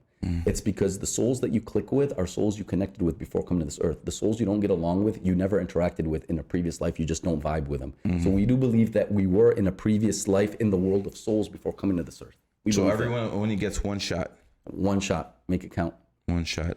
And this is the world. Do people go through different experiences in this world? Yes or no? Different, yes. So why would everyone have only one shot when it doesn't make much more logical sense that people would go through every experience to see if they would pass that and how they respond because to every experience in different ways? Relative to your experience, we will always have ups and downs. So God, within our own experience. But some people are having ups and downs because of money. Some people are having ups and downs because of family. Some people are having the ups and downs for different reasons. Why shouldn't every soul experience that and be tested in the same way and see if they're worthy? On the day of judgment, God will take someone who had a super successful, was a leader, had a kingdom, but didn't worship God, didn't do good, and then he will bring Solomon and say, listen, Solomon was wealthy, Solomon was successful, he was a leader, he still did good, so that will be the proof against them. God will take a person who was sick and miserable and didn't do good, and then God will bring Ayub in the tradition. He said he was sick and he still did good. I believe we all within our life will be given sufficient opportunity to connect with our Creator. We will all be tested with sufficient good and bad, and that's all we need. And it's different for every person. Do you think everyone needs God to be successful and be a good person? No. And to go to heaven? To go to heaven, yes. You need God. You need God to go to heaven. Well, heaven is where God is. So if you follow all of God's laws but just do not worship Him, do you get into heaven? I think if you recognize that God is one, and don't associate partners with Him, and you live a good life. So I have to recognize it's not enough to say you're the top God. You're the only. I have to say there's no God but you. So if I say there's only more than one God, I will never get into heaven, no matter what I do. Gary, I'm with you, brother. I don't think you genuinely believe there's more than one God, because I think the way the way you define God. Do you accept that God is the one who sustains everything and is sustained by nothing? I don't think our minds are at that level. No. There can't be more than one God. The essence of Islam. If you believe there's a higher power, listen. So if an atheist is here, I'm going to argue there's a higher power. But if you're here, I'm going to argue there's more than one God. So my question for you, my brother, is if those two gods disagree, top guy wins. Then the other one isn't God by definition. Well, there's the president of America, then there's the president of Russia. Then, hold on, there's the president of, they govern different lands. One is more powerful. I mean, the Quran, and obviously, look, one is more powerful. The Quran does argue with logic. So I'm not saying because the Quran says it, that's why you should believe it, but think about it, and if it makes rational sense. The Quran, is it Quran with a Q or a K? I spell with a Q. Why do some people spell with a K? I don't know. Good question. You've seen that. I've seen that. Yeah, I don't think it matters too much. I think it does matter. I don't know enough about it. The spelling, which starts with a K, K is the 11th letter from Q. Q is, basically a different type of energy. Eight. So if it's the Quran with the 8, that would mean the Quran is very karmic. If it was the K with the Quran, that means that people get very emotional based off the Quran. Why can't people show pictures of the Prophet Muhammad? Out of love and respect, and so people don't fall into worshiping him like they did with Jesus Christ. I mean, I think one of the greatest injustices of human history is you have a whole, religion centered around worshiping a human being, Jesus. So worship is bad. To a human being, it's bad. Yes. To a human being is bad. But they consider that God's son. Yeah, I mean, it makes no rational sense. I mean, these were pagan. I think worshiping makes no rational sense. So, Well, that's our point of disagreement. I think the viewers have to decide. But let's go to the Christian now. Jesus never taught people to worship him. He never claimed he was the son of God. The earliest manuscripts of the Holy Bible do not reflect that. What happened is the pagan Romans wanted to adopt the religion. They wanted to mix their pagan beliefs. That's where you get Christmas, December 25th, the Trinity. These were all pre-Christ pagan beliefs that the Romans corrupted the religion with. All of the prophets of God came with the same message and the same religion. Their religion was not Christianity. It was not Judaism. Nowhere in the Bible do you find Jesus or Moses or Abraham. Constantine, a Roman emperor, one of four, Yes. basically defeated 3 under Roman emperors and made Christianity the law of the land. Right. So, so it did happen. Well, and with their pagan Roman beliefs. So the idea is that, again, we don't believe these prophets came and said, become Christian, practice Christianity. We believe they came and said, surrender to God, and that means Islam. And a person who surrenders to God is Muslim. So we believe Abraham, Moses, Jesus, Muhammad, they're all brothers with the same message, the same religion. Laws may be different people, different times, but the message is one. God is one. Honor the messengers of God, learn from them, take them as your mentors, and let that translate you to live the best life you can. Does it say convert or kill in the Quran? No, it doesn't. Why do people keep saying it does? I think it's an Islamophobic trope. Islam, the largest Muslim country in the world. There's not a sutra that says that? No. Okay. The largest Muslim country in the world is Indonesia. They became Muslim through trade. They were just astonished by Islamic ethics in trade. Faith that is forced is worthless. Forced? Yeah, forced faith is worthless. I think you should talk to the Taliban about that.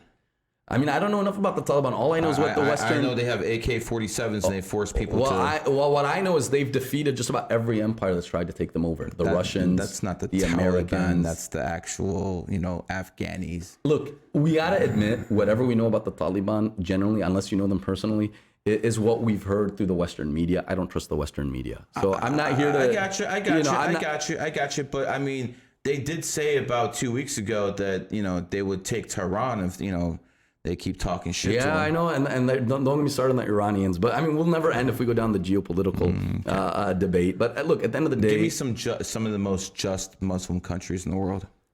I think Jordan's a tentatively good example. Do they allow homosexuality there? I don't believe they do. Is it more open there than other places? It might be a little bit, but no. As far as I understand, homosexuality is still not allowed there. What else? What about Kuwait? Kuwait, Qatar, I've heard good things. I'm not an expert on this, to be honest. I'm not. Who is the power in the Middle East? Is it Saudi Arabia, Iran, or Turkey? I think they're vying for it, right? That is the whole geopolitical battle. Who's going to have the most influence? But again, for me, the longer I've been around, the less I've cared about politics, to be honest, in the sense that I think, most leaders are out for themselves. I don't think a leader of any particular country cares necessarily about the religion. I think they care about building power and Give wealth. me the last good Muslim leader in the...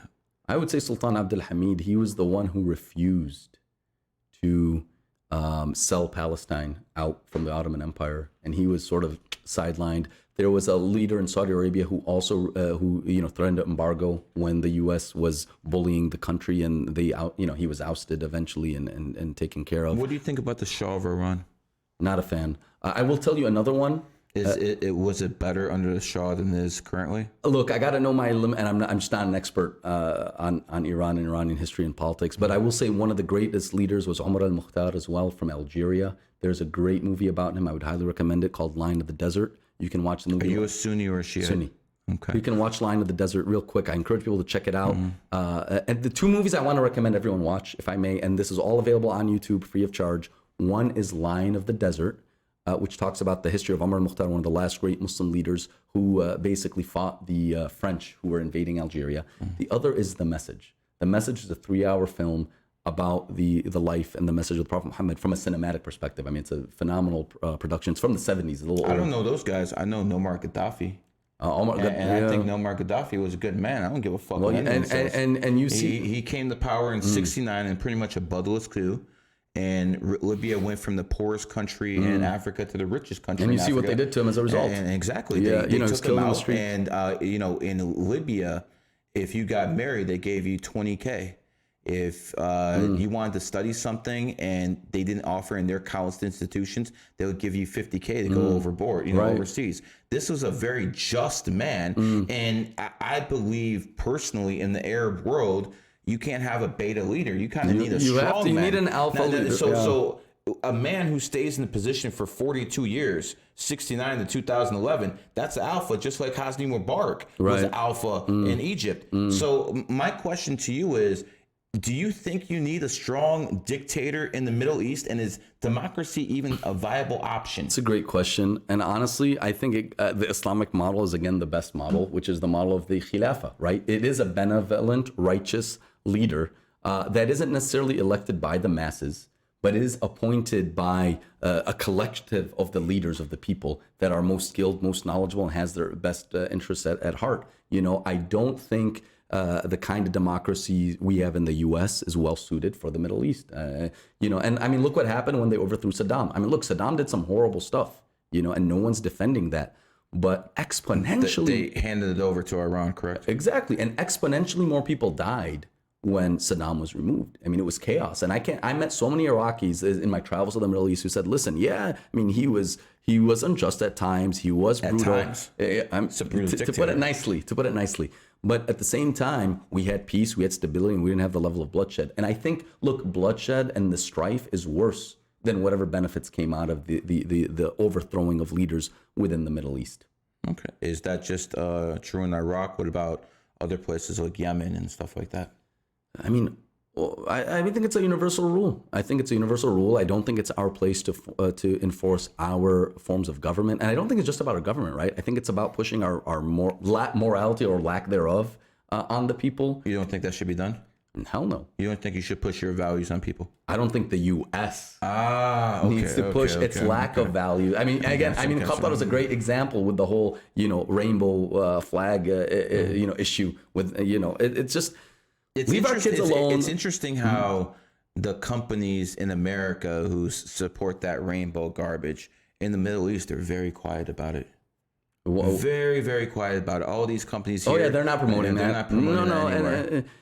And it's just, it's crazy to me. Why is this the one? Why do people want to define themselves by their sexuality and celebrate it and make it a whole identity and a movement? It's strange. I don't think it's strange. I think the people in positions of power know that if you break up the family, there's only one place to turn: big daddy government. Yes, I agree with you. I believe that's I think goal. That's part of. I mean, in Islam, we do believe in an antichrist, a new world order. So there is a devil. There is a devil, and the antichrist. What's his name? The main jinn? Iblis, Satan. I don't even like that word. Iblis. I don't say it again. But I will tell you. Listen, yeah, right. But I think there is the Antichrist. That's some negative energy. You feel it, right? Once you say his name. Once you say that, don't say that name. I mean, again. but you didn't listen when I started saying. Listen, when I started saying Allah's name, you didn't have that reaction. No, I didn't. Right? I mean, it's soothing. Allah. Just because I know someone's the bad guy and someone might be a little bit better doesn't mean it's gonna get I don't know about a little bit better, brother. Infinitely better. I truly love Allah. I feel His light within my heart. I feel His mercy just every day. I see Him between everything. There's no place where He is not. What do you mean you see Him? I know between me and myself is God. I'm not God. You don't actually physically see Him. No, not physically. Okay. No, He's beyond vision and sight. The Quran mentions where Moses wanted to see God. So does He talk to you? Through the Quran. Okay, we so believe the Quran is the unchanged word of God. When you read the Quran, I feel like it's a conversation. Yes, it's literally a conversation. He's speaking to me, and the Quran, I take new meaning from it every time I read. New message, inspiration, taste. And when I say new meaning, I don't mean new laws and changing like fundamental beliefs, but I just mean life lessons, encouragement. For me, the Quran, the best way I can describe it, it's an oasis. Like I'm in the desert when I'm out there in the material world. Not just a book written by a man. No, it's an oasis. It quenches my thirst. It fills me with the light. It gives me peace. Look, it's the book. I read it like every day. I never get bored of it. Every time I read it, it's like the first time. When you talk to a person who isn't spiritual at all and is 100% logical, how do you explain this stuff? Because everything is so faith. No matter what you're saying, every piece of evidence you've given is basically faith based. It always goes to the faith. How do you talk to that man? Because I'm actually somewhat spiritual, so I understand. How do you talk to that man? I'll take you down the rational argument that I've made since I was a young kid, and that's sort of what cemented me in my faith, right? But it had to start with rationality. I believe rationality is a tool given to us by God to come to know Him. The idea is I would ask them, look, are you going to die or not? They're going to acknowledge they're going to die. So then I would say it's important to know what's after death, correct? And usually they'll say, yeah, it would be nice to know what's after death. I mean, again, this is just rational. But do you live just for that purpose? Well, I would say yes, because what's after death is forever. So then next I would say, well, to know what's Disagree. After... Well, it's okay. Let me just finish my argument here. And then I would say, okay, so does God exist? That's the number one question. And I would say, listen, if again, it's just a simple example. We can argue, debate about it. If you go in a forest, you find a watch, you're going to think it has a watchmaker. We are much more complicated than watches. I believe the universe has a designer, and I think we can rationally come that there is an all-powerful, almighty being. Then I would say next, would it make more sense that this creator sent revelation to us or not? And I would say it makes more sense that this creator would send us revelation or guidance to come to know him. More sense to you. More sense to me, yes. And that's my rational. I believe it is rationally grounded. You may disagree with it, but there is some rational argument to be made that the being would give us a way of knowing him. And then I would just say, well, the Quran is the only book that claims to be from God that was never changed. So I believe that is the that I can agree with. It's the only book that's never been changed. Sure. And then when you read it, you find just so many miracles, so many prophecies, even the way it's written. People say the same thing about the Bible. No, I mean, the Bible, I can point out so many changes. They'll say the same thing about yours. No, they can't. No, not changes. They'll say Muhammad, again, this is not me saying it. This is someone else, that Muhammad was sleeping with underage. No, none of that. Can you explain that, please? None of that. So the issue is, listen, under the Islamic... how I tiptoed around that. I like that. Very sad. I don't have to behead you now. Thank you. That's how I tiptoed around that. Keeping me out of trouble. Look, the Prophet Muhammad's wife, Aisha, when he married her, she had reached the age of puberty. All right, 13. Whatever the age of puberty was. You tell me, brother. You're the expert here. She what is undisputed. The age is disputed. Different scholars have disputed the age, but the point is, a Jewish bar mitzvah is a 13. So can we say make the same? I mean, it could be. I mean, back then, people were adults. I mean, you had Muslim leaders leading armies into battle at 9, 10 years old. I understand. So by then you were an adult. You were leading armies into war. By our values today, would they be considered? No, now they're kids. With this world, you can't even have an 18-year-old lead an army, brother. I mean, they're just sitting on their Xbox all day. Are we supposed to look at our values today and try? You can't superimpose it. It doesn't make sense rationally. It doesn't make sense. Yeah. Don't impose today's. I got you, but and that is why. Sorry, if what he did was wrong, he would have been criticized by his counterparts at that time, by his people living in his time. It was never an issue. It's only a postmodern criticism now. I got you, they had 1,000 years. They never criticized it. But I mean, we evolve as people, don't we? I mean, we have better technology now than we did. I would say we devolve, brother. We're devolving. We're devolving in some ways. Besides LGBT, well, that's a big one right now. A lot of people are actually evolving. You're helping evolve people. So we are evolving. Sure. But the technology we have, the knowledge we have is definitely evolving in the right place. Having said that, how do we refer it back to your argument? Which is? Basically that, God is... I lost my train of thought. Well, it's that. No, I get what you're saying. Let me carry on because I'll save you on this one. The issue is that the principles that God gave us are good for all time. Okay. I know what I was trying to say. Yeah. I'm sorry. I lost my train of thought. That's the fucking weed, man. It's going to happen, son. We evolved as people. We evolved in technology. And we know now, looking back, that slavery was wrong. Sure. How come we can't go back now and say, you know what? Maybe Muhammad and this little girl. No, there's nothing. I mean, maybe from today's perspective, we could say there's something wrong. Because I'm going to tell you, this is what Christians tell me. This is what Christians tell me. This is what the others. So I'm going to push back a little bit here. Please do. So why can't we go back and say, you know what? We knew slavery was wrong. We know this is wrong because we have modern eyes to look at. Why can't we look back and say what Muhammad did was wrong? No. The reason is, again, back then the people were different. And if the people were a bit different in the 1860s. Exactly. So even what was right 100 years ago, these things can change. Was right? Slavery was right 1860s? No. I'm not saying that. And you can't compare that with slavery. Look, it was just the mental slavery. It's the same thing. No. Look, Aisha, may Allah be pleased with her, his wife, there was a tremendous advantage for the entire world by his marriage to her. And there was a divine wisdom in it. I will tell you that because she grew up she was an adult by society's standards, and she was an adult for all intents and purposes. Again, back then. But you don't know what her age was? By then, look, I'll take the most conservative position, which is she was 9 years old. She was 9, but she was an adult by then, Brother, stop. Let me. Stop. Yeah, stop. Go ahead. We'll go back. Go ahead. You hear what you're saying. She was 9 years old, but not. We can go back. We can go back and say slavery was wrong. We have modern eyes to look at. Back then, people didn't know, so we can't say with modern eyes it's wrong for a 9-year-old. Again, I'm not trying to get beheaded here. No, I'm listen. not trying to have any heat. I'm asking simple questions. Why is that not wrong? Because you're trying, again, that's what was necessary for survival back then. At that time, slavery was necessary for survival back then too. No, that's the way the economy worked. It wasn't. You stop comparing this with slavery. Look, the idea is this: back then, it was the pointing out. norm. I mean, there were you have so many men and women at that time married at 9, 10, 11 years old. There was, one of the commands of the Prophet Muhammad, he was 11 years older than his son. Just that was normal society. They didn't have this childhood garbage that we have nowadays. Back, you were a child when you're before puberty. By the time you hit puberty, you're already out in war. You're already living your life. You may only have a life expectancy up to 20, 25 years old, depending on the area you're in. We can't superimpose that. Can you say that most Islamic scholars right now will say that is not something we should ever do? Oh, yeah, in our time, people are different physiologically, psychologically. Again, so it's wrong today, but it wasn't wrong back then. Is that your argument? Generally, yes. Okay, because people are different. That's the argument they want to make. Yeah. Look, generally, because they're completely different. But let me tell you something about Aisha. She grew up, right, with the Prophet Muhammad. Much of the religion is preserved through her. Many of the traditions, the teachings. And you have to remember... How old did she live till?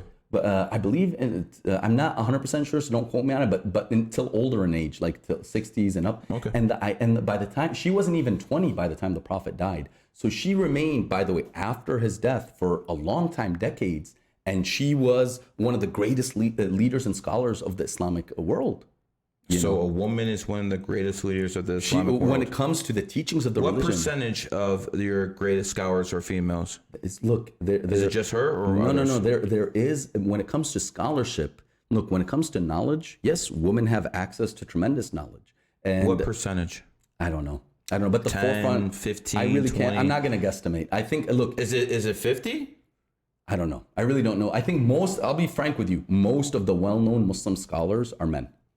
That is their job, right? They're out there teaching the masses, and the women are doing the incredible work of raising those men. So many of the greatest Muslim scholars, like Imam Malik. Good. No, it's true. Imam Malik, you read about. You notice how he puts those compliments in there before he said, "That's good. You've been trained." Look. No, just rapid trial by fire. Imam Malik was one of the greatest Muslim scholars of history. His mother sacrificed so much and worked so hard to enable him to study, to become that leader, to teach him the morality, to teach him the ethics. You can't have everyone do work out there. So the mothers raised these great scholars. Listen. My wife is a housewife. She raised my 2 kids. That's amazing. Them. It's incredible. So you couldn't again, do it without her. I'm not disagreeing. You couldn't do it without her. Said. But yeah, when it comes to Aisha, though, because of her younger age, she was able to learn so much, preserve it so much that we wouldn't have otherwise today. And she lived, again, decades after the life of the Prophet Muhammad, teaching people the religion. Someone should hire you for their PR. Hey, MuslimLegal.org is my website. We serve everyone. You're very, very good at, spinning things. And listen, I'm not spinning. I'm just honest. Give yourself credit. You're good at spinning things. You're good at talking. You're good at politics. And here's the thing. That's why I charge the big bucks as a lawyer. Capitalism wins again, brother. $400. Capitalism wins again. It's available to you for the measly sum of $400 an hour. I'll represent you as your lawyer. I got you beat, though. I charge more, though. You do, bro. You got a decade on me. Wait till I'm your age, brother. No doubt, brother. But my point is, I want to be like you when I grow up, man. I did it without praying to God, though. I told you, God will give you. You don't need faith to succeed in this life. You need it for the next life. I got you. In closing, we're going to close this up. I think we touched on a lot of subjects. It's been incredible, man. I think this is podcast stream, whatever the fuck you want to call it, that hasn't been done before. I don't think people have actually challenged someone to the point and done it in a very respectful manner. In a respectful manner. What is this? Some people ask some questions. If I'm going to die and forget everything, okay. So I'll ask the question then. Gary, what's the point? Pig Boy, Champ Boy is asking, Gary, what's the point of me learning all of this information, even though I'm just going to die and forget everything when I'm reincarnated? I believe that you go through challenges in life and you learn the experiences. Say you're a 5 life path like you are, and you don't travel in life and you remain isolated. You don't fulfill the mission of the lessons you were supposed to learn. So you fail your reincarnation and you come back and you do it over again until you fucking get it right. That's the way I believe things work. That makes logical sense to know what I believe, that everyone has to go through the same missions at different times. And until you've passed those missions as a soul, you're not leaving this place. That's what I believe. So again, I believe reincarnation is real. We will differ on that. And we'll go from there. And to answer as well, even though it was addressed to you, but just to spice things up a little bit, from our perspective, look, we believe that in this short time that you're in this earth, God will test you in different ways, times of ease and times of hardship, and that ultimately you will be rewarded accordingly to how you react. Why will some people get tested more and some people less? We're all tested in different ways. And but why would some people get tested more if it's only a one-shot deal? Why is this person tested more and this person tested less? It's a one-shot deal. It only makes sense if there's a lot of different missions, a lot of different levels to go through. Well, you know what? The other thing that may make sense? Okay, that would make sense. The other thing that makes sense is if the test is so short that it really doesn't matter in the eternal grand scheme of things. So that's unfair. Well, let me finish. People will be asked on the day of judgment, how long were you alive for? And the answer most of them will give, we were alive for a day or half a day. It was so short. You're just in and out. And you know what? The greater the trials, if you pass them, the greater the eternal reward as well. Some of the traditions actually say that the more God loves you, the more he'll test you. And your rank is greater. He gives his greatest battles, his greatest soldiers. I believe the people who have been given the strongest energy get tested the most. Sure.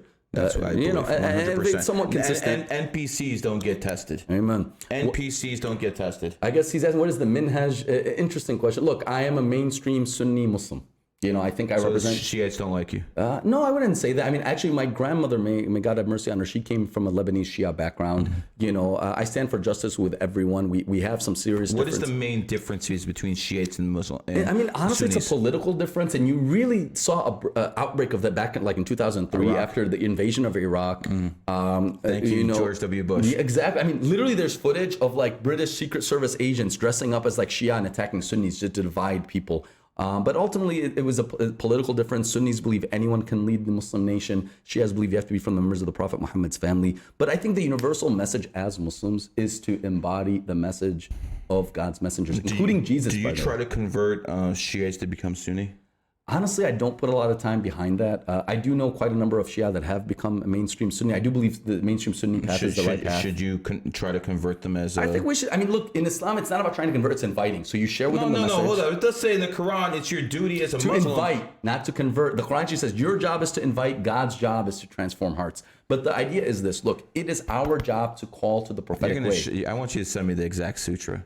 Surah. I'm going to send you. I will send it to you afterwards. Okay. So here's the point I want to emphasize, and this is something. Look, Jesus. I believe I follow Jesus more than most Christians, and I think you might not disagree with that. Because we try to live his message. I mean, look, Jesus, he taught morality. He taught, justice, compassion, mercy. In high school, I was voted most likely to look like Jesus. You know what I'm saying? I mean, you're working on it. I'm working on it. It's coming out there. So we honor the message of Jesus, I think, more than most. I mean, people don't even try to live his life, follow his message, follow his examples. As Muslims, we try to do that. Do you have people in the Islamic world that disrespect Jesus Christ? No, never. Never. And by one of your followers, this Muslim dude is kind of an NPC. What the heck, man? Shots fired. I don't know what the heck he's talking about. Things gonna happen, brother. You can call him whatever you want. He is entertaining, though. Thank you, brother. He is entertaining. So, let's start closing up shop. Sure. My whole argument was that I believe in God. I believe in many gods. I believe in reincarnation. My spiritual system is different from your spiritual system, but our material goals are pretty much exactly the same. Yeah. I came to the same conclusions that, again, I'm not going to drink alcohol unless Biden dies, and I'll start chucking him down, bro. I'm not kidding, bro. There's going to be a live stream when Biden dies, and I'm going to, will God forgive me? I mean, if you ask for sincere forgiveness. No, I'm not going to ask for any forgiveness. I don't know. Will you forgive me? I mean, Biden's a piece of shit. I can't speak for God. Let me just leave it to that. Okay. I'm not safe answer. Thank you. Again, I don't drink. I don't do anything to cheat on my wife. I provide for my kids. I try to set a decent example. I'm sure as hell ain't no saint. I believe that's enough. I believe that following morality, what some people call God's laws, I believe that's enough. And one of the things I believe in is karma. Is there anything in Islam about karma? The Prophet Muhammad ﷺ said, "Kama tudinu tudan," as you treat others, so will you be so treated. what goes around comes around. So I believe in karma, and one of the things I like to point out is testing your karma. One of the things you can test your karma is, drive with no license plate and see if you get pulled over. I used to do crazy stuff like that just to test my karma. I've lost my wallet 8 times in the past 5 years. Every single time it was returned to me with the exact amount of money in there. Not only that, once I lost my wallet in a pit stop in California, Pennsylvania. Wow. It was about $2,000 in there. Oof. It was mailed back to me minus the cost of shipping. Wow. From a very broke town in Pennsylvania. It's called Breezewood. Wow. You remember that, right? Yeah. I answered the door and mailman was like, "Hey, here's a letter, but you have to give me $5 or and some cents." I'm like, "Huh?" That never happened to me before, so I'm like, "Okay, whatever. I'll just do it this time." And I gave him money, and then I saw it was his wallet. It was my wallet. So again, my karma is good. I have checked myself over and over because what I believe is enough. I think you can just be a good person and be enough. But to be quite frank with you, you're an intelligent man. I don't believe that most people who are religious, whether they be Muslims, Christians, Buddhists, are the most intelligent. You obviously are. I do not have the same respect for most. And the reason I don't have it is because when you look at everything that goes on, they really just have faith. They can't even articulate their thoughts. They can't do it. It bothers me. I mean, it bothers me when people can't articulate what they believe in. They can't put it out there. Sure. You have been, whether you believe in what this man is saying or not, he has put down a good show. He's been funny when his need to be. He's basically debated very well. And I think he's actually made some points. The whole point was I wasn't against what he was saying. My whole point is I do not believe we pray. I think when you pray, you actually become prey. So there's a new one for you. So I will let you put in your last statement. Appreciate it. Go ahead. Gary, first I want to thank you for inviting me onto your show, at your platform. You'll be on again. And it'd be an honor. Thank you for the great lunch and just the brotherhood. I think this is what it's all about, being able to learn and grow with each other and have a healthy dialogue. Where we disagree, we don't pretend to agree on everything. We have serious conversations about where we disagree. And I have to thank you because after the degenerates I had on yesterday, you're because I don't want people to think that's what I'm all about. We're gonna do some stuff like here too. Hey, I'll come back anytime. I brought a shout out to my wife who's watching. Cosmic V, she just put in a message there. He says nothing but good things about you. I swear it's true. And so thank you for her love and support. But look, at the end of the day, as a Muslim, I do believe God is one, and I believe that he doesn't need anything by definition, but that through our gratitude to him, we grow, we benefit. And the most beautiful thing is connecting with the eternal divine. And we get some benefit of it in this life, but the real fruit is when we breathe our last, we return to our source, our creator, and enjoy that eternal union with him. That's what I'm looking for. Thank you for the audience, the great comments. His opinion, no proof.